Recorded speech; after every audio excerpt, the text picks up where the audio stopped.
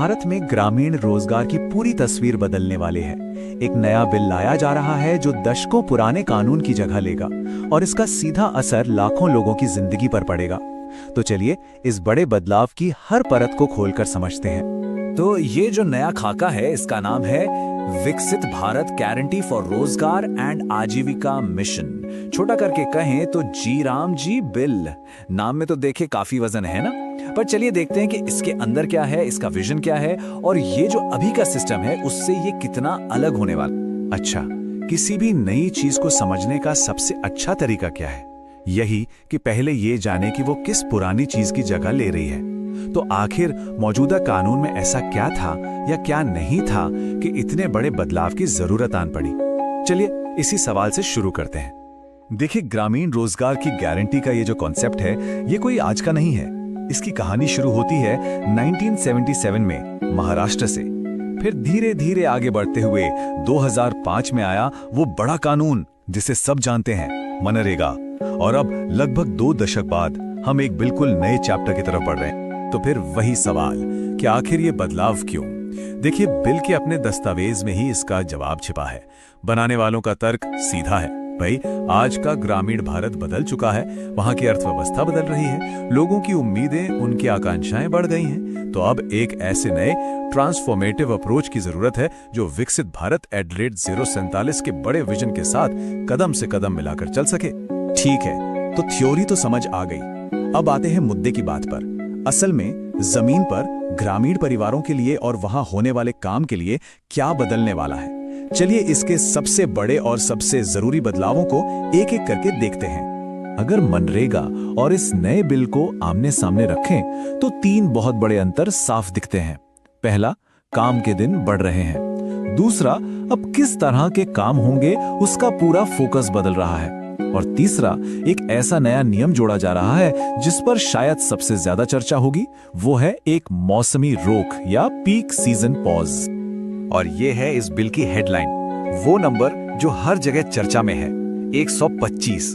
मतलब हर ग्रामीण परिवार को अब 100 दिन की जगह पूरे 125 दिन के काम की गारंटी मिलेगी। ये सीधी सीधी 25% की बढ़ोतरी है और ये लाखों परिवारों के लिए एक बहुत बहुत बड़ा बदलाव साबित हो सकता है।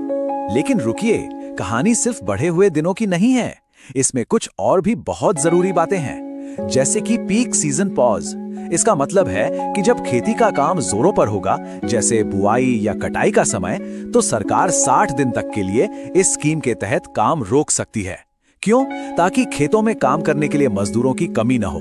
हाँ, एक अच्छी बात यह है कि बेरोजगारी भत्ते वाला जो सेफ्टी नेट था वो बना रहेगा। यानी अगर सरकार 15 दिन में काम नहीं दे पाई तो भत्ता देना पड़ेगा। अच्छा, ये बिल सिर्फ काम के दिन और नियम नहीं बदल रहा, इसका एक बहुत बड़ा फोकस है टेक्नोलॉजी पर। मतलब पूरी की पूरी व्यवस्था को हाईटेक बनाने का प्लान है। प्लानिंग से लेकर पेमेंट तक हर स्टेप पर टेक्नोलॉजी का इस्तेमाल होगा। चलिए देखते हैं कि ये सब होगा कैसे। तो अब हर काम की नींव होगी विकसित ग्राम पंचायत प्लान या VGP प्लान। सोचिए, अब हर गांव अपनी डेवलपमेंट का प्लान खुद बनाएगा।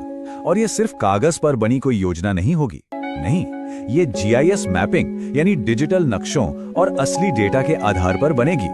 मकसद बिल्कुल साफ है, ये पक्का करना कि जो भी काम हो वो वाकई में गांव की असली जरूरतों को पूरा करे। और अब ऐसा नहीं होगा कि कोई भी काम कर लिया। अब हर प्रोजेक्ट को 4 में से किसी एक कैटेगरी में फिट होना ही पड़ेगा। ये 4 स्तंभ हैं। जल सुरक्षा यानी पानी से जुड़े काम। दूसरा, बेसिक इंफ्रास्ट्रक्चर जैसे सड़कें, बिल्डिंग्स। तीसरा, आजीविका यानी खेती बाड़ी और छोटे बिजनेस को सपोर्ट करने वाले काम।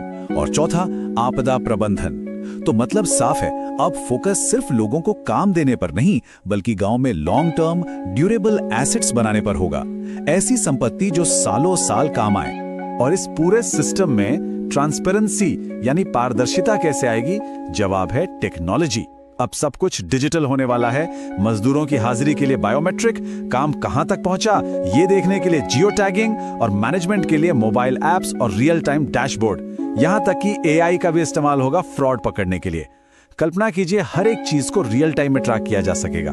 ये वाकई भ्रष्टाचार को रोकने में एक बहुत बड़ा गेम चेंजर साबित हो सकता है। ठीक है, प्लान तो बहुत बड़ा और एम्बिशियस लग रहा है, पर सवाल वही है कि भाई इन सब के लिए पैसा कहां से आएगा?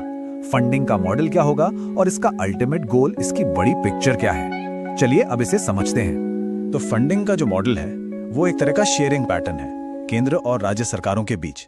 ज्यादातर राज्यों और केंद्र शासित प्रदेशों में 60% खर्चा केंद्र सरकार देगी और 40% राज्य सरकार। लेकिन जो उत्तर पूर्वी और हिमालयी राज्य हैं उन्हें स्पेशल सपोर्ट दिया गया है, वहां 90% खर्चा केंद्र सरकार उठाएगी। और आखिर में इस सब का एंड गेम क्या है? देखिए, मकसद सिर्फ अलग अलग गांवों में बिखरे हुए प्रोजेक्ट्स चलाना नहीं है। असल लक्ष्य है इन सभी योजनाओं को एक जगह लाना, एक विकसित Bharat national rural infrastructure stack में। इसे ऐसे समझिए कि ये पूरे देश के ग्रामीण विकास का एक मास्टर डिजिटल ब्लूप्रिंट होगा। हर गांव में होने वाला छोटे से छोटा काम भी इस बड़ी नेशनल पिक्चर का हिस्सा होगा। अगर ये वाकई हो पाया तो ये एक रिवॉल्यूशनरी आइडिया है। तो कुल मिला के देखें तो जी राम जी बिल कागज पे तो बहुत ही शानदार लग रहा है। ज्यादा काम, स्मार्ट प्लानिंग और टेक्नोलॉजी से लैस पारदर्शिता। लेकिन जैसा कि हमेशा होता है, असली सवाल तो इम्प्लीमेंटेशन का है। क्या ये एम्बिशियस विजन भारत के लाखों गांवों में जमीन पर उतर पाएगा? ये सिर्फ एक पॉलिसी में बदलाव नहीं है, ये ग्रामीण भारत के भविष्य पे लगाया गया एक बहुत बड़ा दांव है।